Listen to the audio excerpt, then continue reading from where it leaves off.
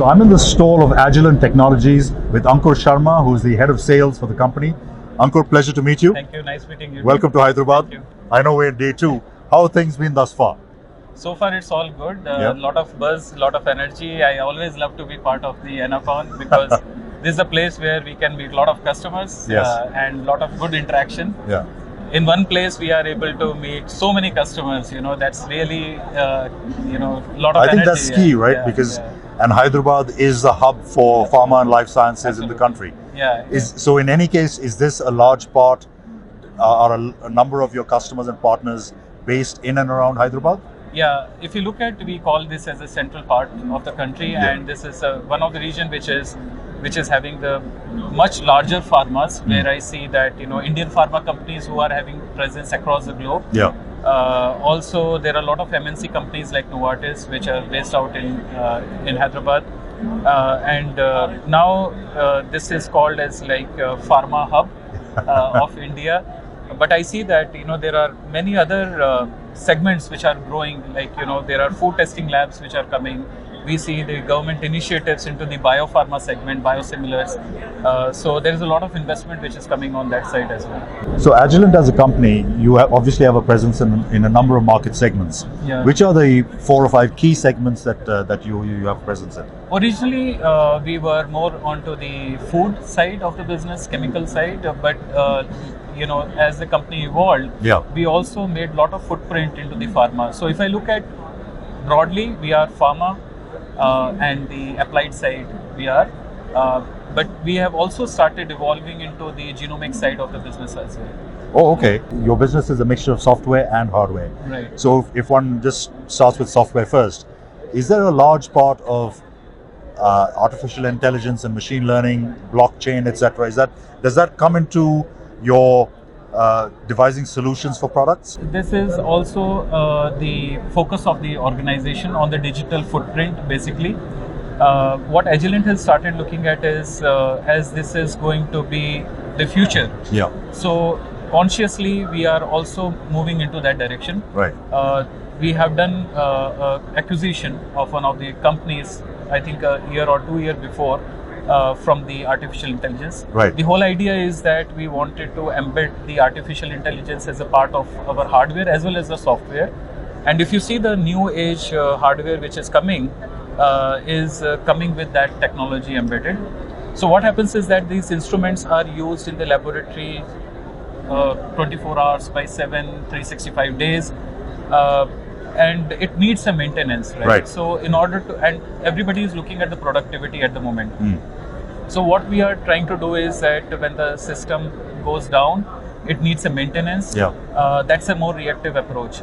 The artificial intelligence will give us a little bit more proactive alerts. Sure. Yeah. Because it is sensing that something may go wrong. So it can send the alert to the users, to the lab managers, as Right. well as to the organization, so that proactive maintenance can really help. Yeah. What we see right now in the automobile industry, the artificial intelligence is getting embedded. Yeah.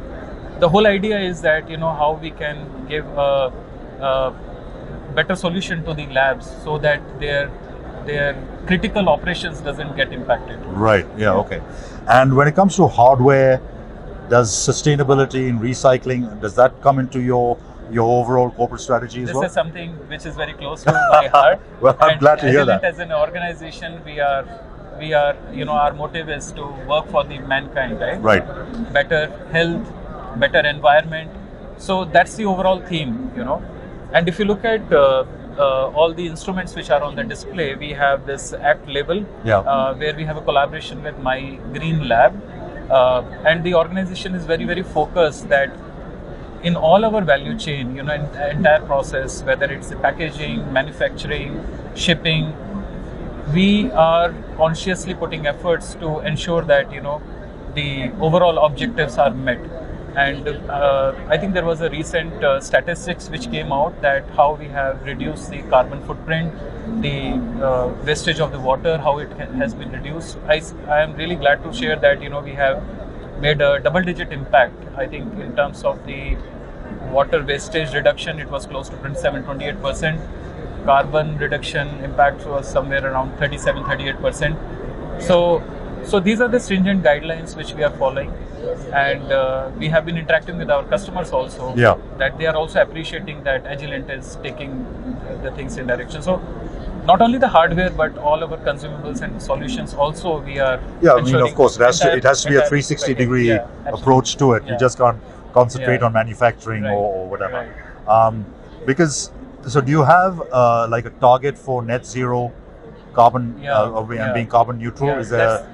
That's the whole objective of the organization. Right. So, as I said, that these statistics are taking us towards that direction only. One step at a time. One step at a time. Yeah. These are the small steps, but I think what I see is that these are the steps in the right direction. Right. Yes. Yeah. Which is